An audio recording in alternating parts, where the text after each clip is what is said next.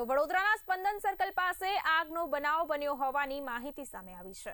અનાજ, કરિયાણા તેમજ આઈસ્ક્રીમના પાર્લરમાં આગ લાગવાની ઘટના બની। 3 થી 4 દુકાન આગની ઝપેટમાં આવી જતા અફરાતફરીનો માહોલ સર્જાયો હતો। આગની ઘટનામાં એક યુવક દાઝ્યો। જણાવી દઉં કે યુવકને મોઢાના ભાગે ઈજા થતા તેને સારવાર અર્થે ખસેડવામાં આવ્યો। ગેસ લાઇનમાં લીકેજના કારણે આગ લાગવાની ઘટના બની છે। પાર્ક કરેલા વાહનો પણ આગની ઝપેટમાં આવ્યા। ત્યારે રહેણાંક વિસ્તારમાં આગ લાગતા અફરાતફરીનો માહોલ સર્જાયો હતો।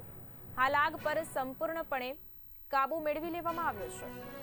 રોડ પર રહેલ ગેસની લાઇનમાં લીકેજ હોવાથી આગ લાગી હોવાનું અનુમાન લગાવવામાં આવી રહ્યું છે। ત્યારે ફાયર વિભાગ દ્વારા મેજર કોલ જાહેર કરાયો હતો।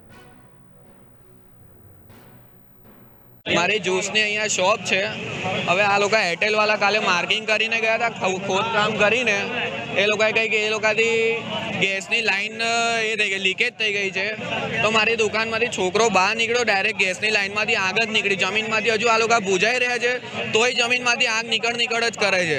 આ છોકરાને ઈજા થઈ છે, આખું મોઢું ને વાળ એના બળી ગયા છે। એને મેં અત્યારે એમ્બ્યુલન્સમાં હોસ્પિટલ મોકલ્યો છે।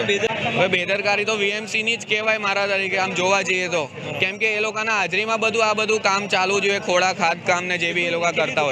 हमारी टीम जो है वो टीम यहाँ पर आ गई है और जो भी फायर फाइटिंग ऑपरेशन है, सिचुएशन हमारे अंडर कंट्रोल में, ऑपरेशन हमारा चल रहा है। इंद्रप्रस्थ कॉम्प्लेक्स मांजलपुर में ये आग लगी, हमें ऐसा कॉल मिला था, उस हिसाब से हमारी टीम जो है वो डिप्लॉय हो चुकी है। हमारे अभी 4 टीम यहाँ पर है और साथ में हमारे ऑफिसर्स भी यहाँ पर है। पानी का हमारा अभी चल रहा है, फायर फाइटिंग ऑपरेशन अभी इन्वेस्टिगेशन चल रही है। जैसे ही कंट्रोल में आ जाएगा, इन्वेस्टिगेशन होगी, उस हिसाब से हमें